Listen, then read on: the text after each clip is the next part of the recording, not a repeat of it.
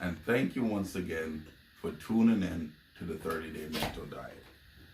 Today we are at day 28, enjoying new health and happiness.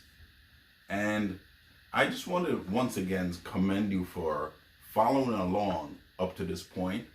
We have 2 more days. We are right at the threshold of the Passover, and we do this every year coming into the Passover. So this lesson today is about health and how to enjoy new health and happiness.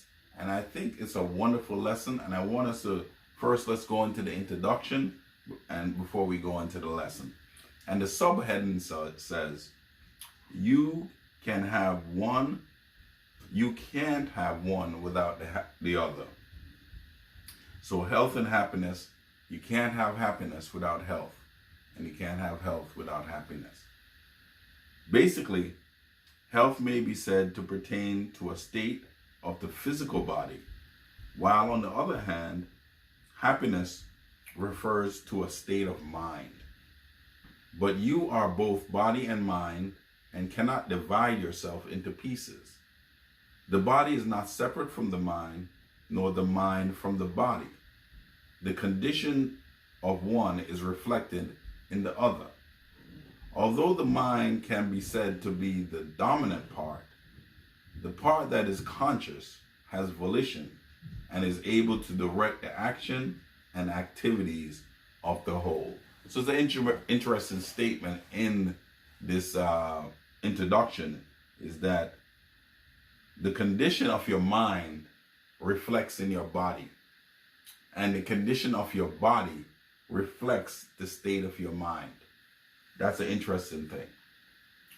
And sometimes you may look at a person, and just because they're in such good health physically, you feel that they must be healthy in mind, because one usually complements the other. And this is what it's saying, that the body is a reflection of what's going on inside your mind. Okay, the key to happiness. It appears that you cannot be happy unless you are healthy, and neither can you be healthy unless you are happy. This raises the question, if nothing is amiss, just where do you start to correct it? Do you start with a physical condition or the mental state that might be the causative factor? Interesting statement there, right? So if the mind and body are both linked, and you cannot have a healthy body without a healthy mind, and you cannot have a healthy mind without a healthy body, which one should you work on? Should you be working on focusing on the mind or on the body? Well, we have said over and over the last 28 days that first cause is mental. Mental, the cause, and what we see in the physical world is the effect. So it would be quite obvious that in order to have a good, healthy body, we must first work on having healthy thoughts in our mind. And when we think healthy thoughts, we choose healthy foods, we choose healthy habits. And by choosing healthy food and healthy habits and healthy relationships, all these things will manifest in a healthy body. Let's move on. Learn to be normal. The body ever seeks to maintain itself in a state of health, but too often your negative mental activity interferes with the process. As for your mind, happiness can be said to be the result of the feeling of joy and satisfaction which comes from constructive and creative effort.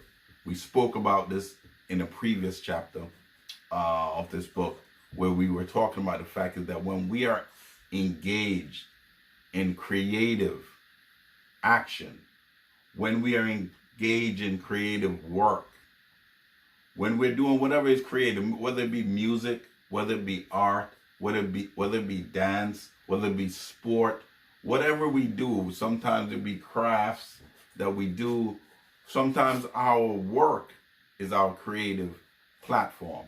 When we are in our creative space and our mind is being creative, that is the foundation for feeling joy in your life. And when you're engaged in these constructive efforts, this is when your mind and body are in a great position.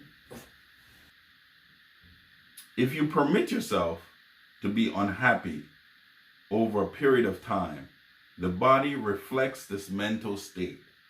And as a result, you will become additionally unhappy because your health is not what it should be. Interesting. This is why we spoke about relationships that edify us, relationships that raise us up. If we permit ourselves to be unhappy, we're in an unhappy vocation. Our work is not satisfying. We are unhappy every day we come into this work. If we allow ourselves to be in relationships, whether it be with our family, whether it be a boyfriend, whether it be a spouse, and we hold this unhappy relationship for a long period of time, we will be, first of all, our mental state will deteriorate. And after our mental state deteriorates, our physical state will follow. First cause, mental. Then the physical state and the physical things around us will start to deteriorate. Our finances might deteriorate. Our relationship with other people might deteriorate. We're not too sure how it will manifest, but these negative thoughts will manifest in some way in your life. Okay, same paragraph. Do all that is required physically to bring your body back to a normal state.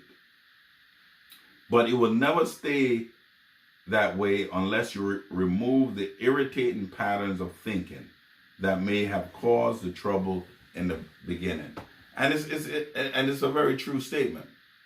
You may remove physically the thing, the part of, let's say you had an ulcer, and you removed the ulcer, but you didn't remove what is causing the ulcer. You will develop something else, maybe something even worse than the ulcer, because you have not dealt with the cause. And this is what we're dealing with today. And it's a very short lesson because we're really going over what we have learned this week about health, the cause. Reflect upon the causes in your life, that what in your life may be causing ill health, and what in your life is causing you to be disquieted in any type of relationship. Okay, a happy mind. I'm reading A Happy Mind. The solution to the problems rests in mentally and physically engaging in constructive and creative endeavor. A happy mind is the one that is doing something worthwhile. Let's move to the next paragraph. Happiness starts from within. You have to impose a strict discipline on your way of thinking.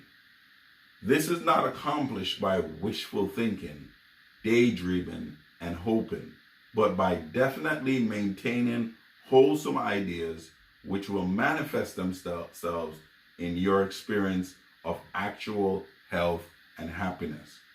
You can only experience that which is a reflection of the content of your mind. I said before in one of the earlier videos, I believe day number 11, that everything in your life is a reflection of your consciousness.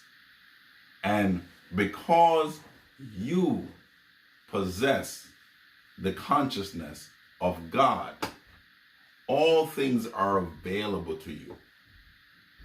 So if you're experiencing ill health, whether it be physically or mentally, good health, perfect health is also available to you because you has been endued with the mind of God. We do these things when we turn within. One of the biggest problems in our modern society is that we no longer turn within. We look to the television, we look to the internet, we look to all different types of media for answers instead of turning within in meditation, in visualization, and taking time to be with the one that created us. And the one that created us has the answer and is the answer to everything that we desire. And that's very important, that you always remember that. Not only does he have the answer, your creator is the answer. And he can make himself anything in your life that you choose. Let's move on. I'm reading The End of the Search. What you desire, you may seek to discover outside of yourself, little realizing that it is only within you that it can ever be found. Wow. The thing you desire, you're looking on the outside. But God in his wisdom has hidden that thing within you. If you are a Christian and you're a student of the Gospels, when you read the Gospels, the Nazarene, the Christ, would preach to many crowds, and everyone was out looking to the skies for the kingdom of God. And they're saying that heaven is up there. And people are looking with telescopes into the heavens, what they say the heavens. But the Nazarene said that behold, the kingdom of God is within you. If the kingdom of God is within you, that means all power is within you. That means the mind of God is within you.